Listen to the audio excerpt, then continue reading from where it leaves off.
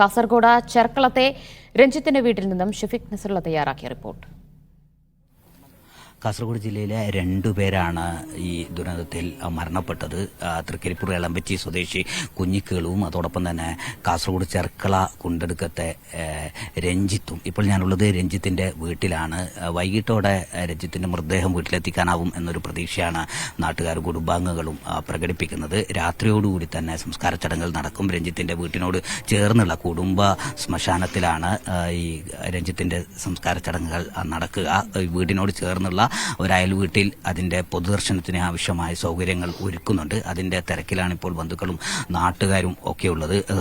ഈ നാട്ടിൽ ധാരാളം ആളുകൾ ഈ മരണ വിവരം അറിഞ്ഞ് വീട്ടിൽ എത്തിക്കൊണ്ടിരിക്കുന്നുണ്ട്. സാമൂഹ്യ സാംസ്കാരിക രംഗത്തെ പ്രമുഖർ, ജനപ്രതിനിധികൾ, രാഷ്ട്രീയ നേതാക്കൾ ഉൾപ്പെടെയുള്ള ആളുകൾ വീട്ടിലെത്തി കുടുംബാംഗങ്ങളെ ആശ്വസിപ്പിക്കുന്നു. രഞ്ജിത്തിന്റെ സംസ്കാര ചടങ്ങുകൾ രാത്രിയോടുകൂടി തന്നെ പൂർത്തിയാക്കണം എന്നാണ് കുടുംബാംഗങ്ങൾ ആഗ്രഹിക്കുന്നത്.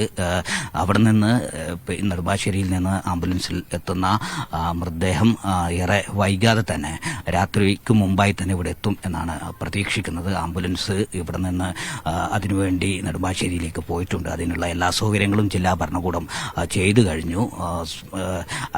കുഞ്ഞിക്കേളുവിന്റെ മൃതദേഹം കാലിക്കടവിൽ വിവിധ ക്ലബ്ബുകളുടെയും വായനശാലകളുടെയും ഒക്കെ നേതൃത്വത്തിൽ പൊതുദർശനത്തിന് വെക്കും. അതിനുശേഷം സമുദായ ശ്മശാനത്തിലാവും സംസ്കാര ചടങ്ങുകൾ നടക്കുക.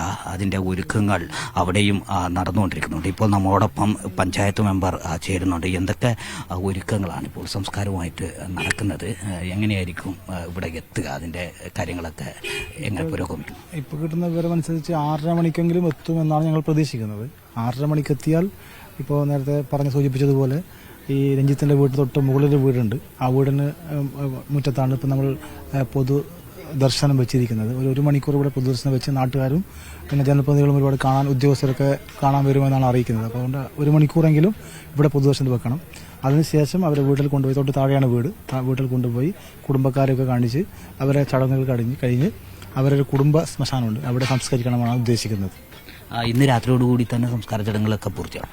ഇന്ന് രാത്രിയോടുകൂടി എല്ലാം തീർക്കണമെന്നാണ് നമ്മൾ ആഗ്രഹിക്കുന്നത്. അപ്പോൾ അതിന്റെ തയ്യാറെടുപ്പാണ് ഇപ്പോൾ നടത്തിക്കൊണ്ടിരിക്കുന്നത്. ഇന്ന് രാത്രിയോടുകൂടി സംസ്കരിക്കണമെന്നാണ് നമ്മൾ അതിനുള്ള ഏർപ്പാടാണ് നടത്തിക്കൊണ്ടിരിക്കുന്നത്. രഞ്ജിത്ത് 1.5 വർഷം മുമ്പ് നാട്ടിൽ വന്നു. ഇപ്പോൾ വീണ്ടും വരാൻ, കല്യാണമൊക്കെ കഴിക്കാൻ വേണ്ടി തിരിച്ചു വരാനുള്ളൊരു ഉദ്ദേശത്തിലായിരുന്നു. അതിൻ്റെ ഇടയിലാണ് ഇത്തരം ഒരു മരണം സംഭവിച്ചത്. എന്തായിരുന്നു രഞ്ജിത്തിന്റെ ഒരു സുഹൃത്ത് എന്നുള്ള അർത്ഥത്തിൽ? ഇപ്പോൾ രഞ്ജിത്തിനെ കുറിച്ച് പറയുമ്പോൾ നേരത്തെ പറഞ്ഞ പോലെ തന്നെയാണ്. നേരത്തെ പറഞ്ഞ നമ്മുടെ നാട്ടിൽ ഒരുപാട് പേരുണ്ട്, പ്രവാസ ജോലിയുമായി ബന്ധപ്പെട്ട് പോകുന്ന ഒരുപാട് പേരുണ്ട്. ഈ എൻ്റെ വാർഡ് 16-ാം വാർഡിനകത്ത് ഒരു വീടിനകത്ത് ഒരാളെങ്കിലും ഉണ്ടാവും ഈ ഗൾഫ് നാടുകളിൽ ജോലി ചെയ്യുന്നവർ. നാട്ടിനകത്ത് അച്ഛൻ രവിയേട്ടൻ വളരെ ഒരു കൂലിപ്പണിക്കാരനായിരുന്നു. വളരെ പാവപ്പെട്ട ഒരു കുടുംബമാണ്. അദ്ദേഹം ഒരു കൂലിപ്പണിയെടുത്ത് മാത്രം ജീവിക്കാൻ കഴിയുന്ന ഒരു സ്ഥിതിയിലല്ല ഉള്ളത്. അദ്ദേഹത്തിന് ഇതിൻ്റെ ഇടയ്ക്ക് ഒരു അറ്റാക്ക് വന്നു, അമ്മയ്ക്ക് അറ്റാക്ക് വന്നു. അങ്ങനെയെല്ലാം കണ്ടിട്ടാണ് രഞ്ജിത്ത് 10 വർഷങ്ങൾക്ക് മുന്നേ കുവൈറ്റിലേക്ക് പോകുന്നത്. ആദ്യം ഒരു കാറ്ററിംഗ് കമ്പനിയിലായിരുന്നു. ആ കമ്പനിയിൽ നിന്ന് 10 വർഷത്തിനിടയിൽ പ്രൊമോഷനായി ഇപ്പോൾ അക്കൗണ്ടിലായി വർക്ക് ചെയ്യുകയാണ്. രഞ്ജിത്തിന്റെ അനുജനും ഇപ്പോൾ ഗൾഫിൽ ഷാർജയിൽ പോയിരിക്കുകയാണ്, രജീഷ്. അവർ രണ്ടാളും കൂടിയിട്ടാണ് സ്വന്തമായ ഒരു വീട് എന്നതിലേക്ക് അവർ കെട്ടിയത്. നമ്മുടെ ബാങ്കുകളിൽ നിന്ന്, സർവീസ് ബാങ്കുകളിൽ നിന്നൊക്കെ ലോൺ എടുത്തിട്ടാണ് ആ വീട് കെട്ടിയത്. ആ ലോൺ തീർക്കാൻ വേണ്ടിയാണ് വീണ്ടും പെട്ടെന്ന് തന്നെ അവർക്ക് വീണ്ടും പ്രവാസ ലോകത്തിലേക്ക് തന്നെ പോകേണ്ടി വന്നത്. ഇപ്പോൾ അതുകൊണ്ടാണ് ഇത്രയും, ചിലപ്പോൾ ഈ കടമെല്ലാം കൂടിയതുകൊണ്ടാവാം കുറച്ച് വൈകി പോകുന്നത് കല്യാണമൊക്കെ കഴിക്കാൻ. അങ്ങനെ അടുത്ത മാസം വന്ന് കല്യാണം കഴിക്കണമെന്ന് ആഗ്രഹമുണ്ട് എന്നാണ് സുഹൃത്തുക്കളോടൊക്കെ പറഞ്ഞിരിക്കുന്നത്. അങ്ങനെയുള്ള തിരിച്ചു വരാനുള്ള തയ്യാറെടുപ്പിലായിരുന്നു രഞ്ജിത്ത് ഉണ്ടായിരുന്നത്.